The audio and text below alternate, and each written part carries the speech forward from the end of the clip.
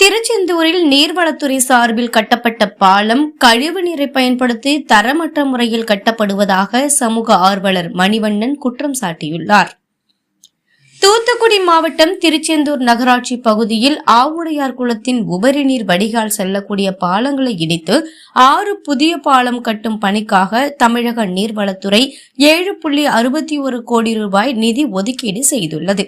இந்த நிலையில் பழைய பாலத்தை இடித்துவிட்டு புதிய பாலம் கட்டும் பணிகள் தொடங்கி நடைபெற்று வருகிறது.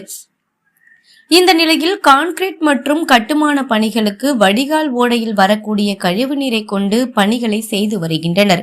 மேலும் குப்பை, மணல், தரமில்லாத சிமெண்ட் மற்றும் கழிவு நீரை கொண்டு செய்வதால் கான்கிரீட் பெயர்ந்து வரும் நிலையிலும் உறுதித்தன்மை இல்லாமலும் திருச்செந்தூர் பகுதியில் பிரதான சாலையில் கழிவு நீரை கொண்டு பாலம் அமைப்பதால் விபத்துகள் ஏற்படுவதற்கு வாய்ப்புகள் இருப்பதாகவும் சமூக ஆர்வலர்கள் குற்றம் சாட்டியுள்ளனர்.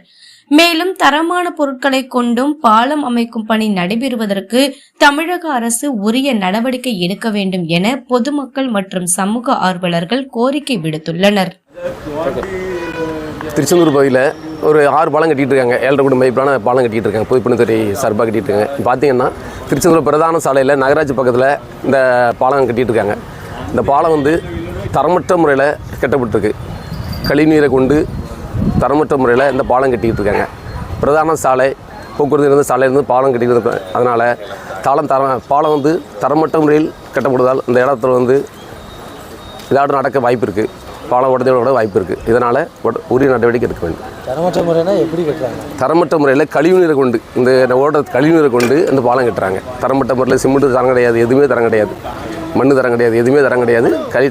கழிவுநீரை கொண்டு பாலம் கட்டுறாங்க. இது விபத்து ஏற்பட வாய்ப்பு இருக்குது. இதனால் உரிய நடவடிக்கை எடுக்கும்.